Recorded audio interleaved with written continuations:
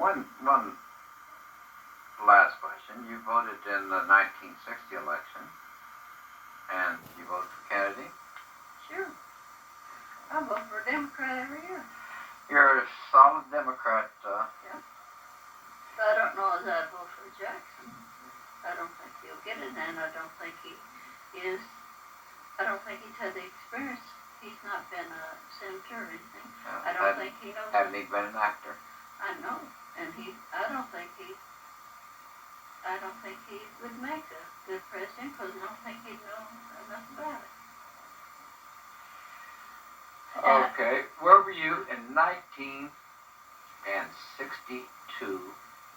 on November the 22nd?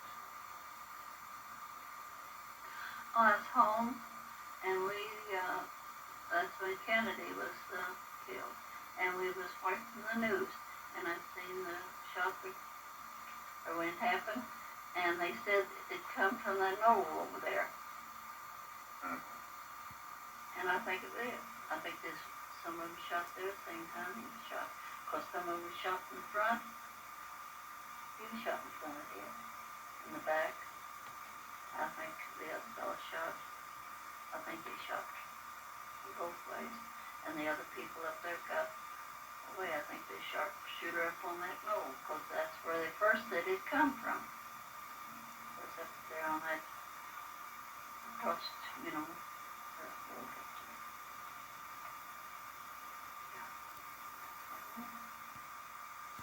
Who do you think was the greatest president that you Roosevelt. He brought us out of the Depression. And he had jobs, and he stopped the banks from going bust. Broke people would make a raid and take their money out of the bank and things like that. And he insured it. Government insured. And I think he was one of the, in my time, he was the best one. If he'd lived, I think he would have run for another office. But after that, they put him, they made a rule that they couldn't have more than 2 or 3 terms. I don't know. 2 terms, I guess. Yeah, 2 terms. And I think Carter was good. Yes, I do. I think he was too honest and too good for his own good. Or took the crook. Or actor or something. What do you think the biggest problem we face now? AIDS, the disease, is one of them, and drugs among the young folks. We never had that when the kids were growing up. There were no drugs? Not that I know of.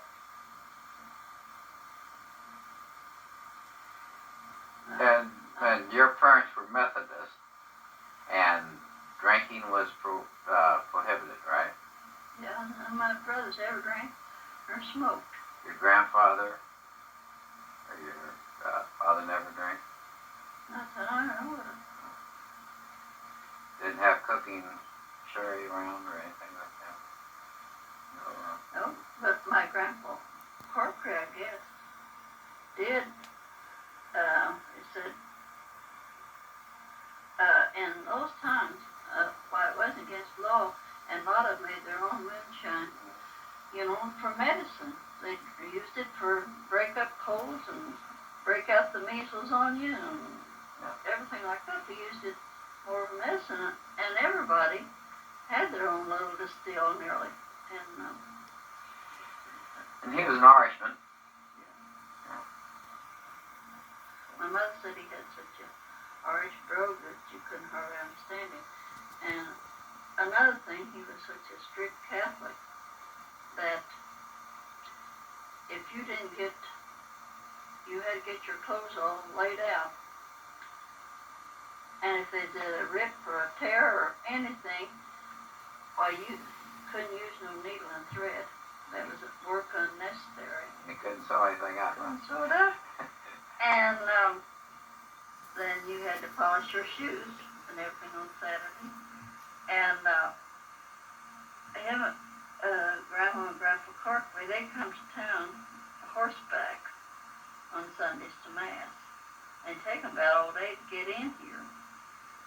they'd either come the buggy or come horseback, and then he would take and get literature and stuff from the priest, and then that afternoon he would teach the kids religion. And my mother always said if she lived where she could go to church, she knew that they had to go to church all the time. That if she lived close, those kids had been raised Catholics, and she learned us the Catholic prayers, the Our Fathers and all those prayers. When we were growing up, she learned us the prayers, and then when she was about to die, and knew she was going to die, but she wanted to go back to the church and be buried from the church. But I think Herbert and Arthur and Bertie and them probably thought that I talked her into it, but I didn't. She asked me to come in the bedroom, and I went in there, and she asked me what I thought, and I said, it's up to you. It's your life. And so she said, I wonder what they'll think. And I said, well, just tell them what you're going to do, or what you want done. And I think they maybe always thought that but then Dad, he wanted to be a Catholic too, and he joined the church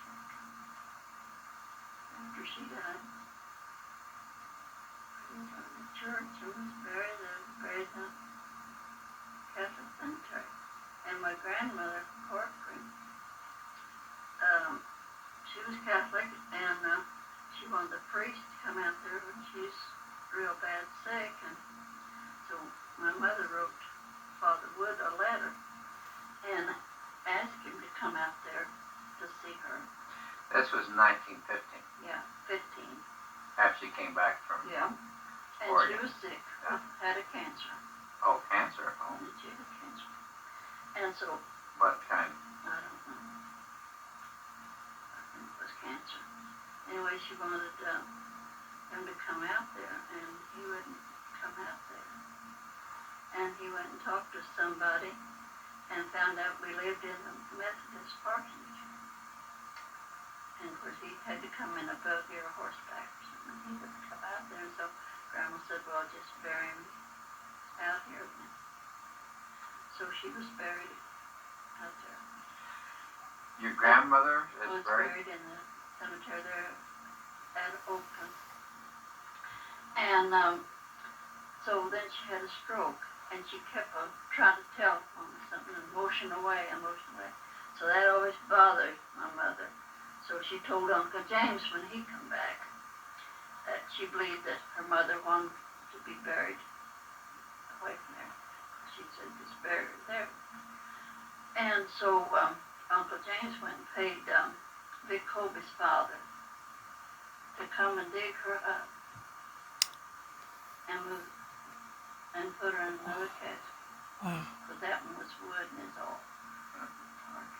And take her body and bury her in here in the Catholic cemetery. So she was exhumed and moved into well, that was the And he had a horse and a wagon, or anyway, it wasn't a big wagon, but a small wagon, and he come out there and dug her body up and put it into another casket, and brought her in here and buried her in the Catholic cemetery. Father Woods wouldn't do very much, would he? Out of the ordinary. He was strict, and that's what my mother said, that she knew that it was strict religion. If you couldn't go to church, it didn't happen to her. She probably wouldn't be buried from the church, because it kind of made her feel bad, because her mother wanted the priest come out, and he wouldn't come out. What do you know if she was Catholic all her life, or she became Catholic? Did she convert, or you don't know? You don't know. But she was Catholic. She's Catholic then. Yeah. Was Porter Catholic? I don't have any idea. I don't know whatever happened to him. He must have died out in Oregon and was buried out there. Probably. I don't know how come her two meet him or how she met him or anything. But she married him and went to Oregon. That's where he was from, I think. And I don't know how come where she met him at or anything. I don't